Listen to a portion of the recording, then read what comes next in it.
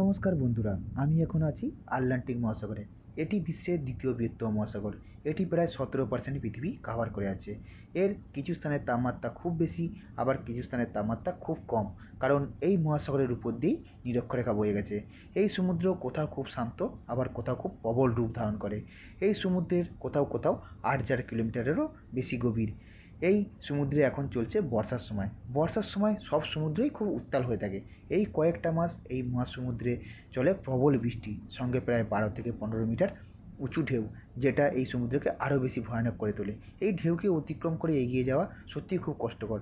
তার সঙ্গে চলছে 70 কিলোমিটার বেগে ঝোড়ো হাওয়া, যা আমাদের জাহাজের গতিবেগকে আরও কমিয়ে দিয়েছে।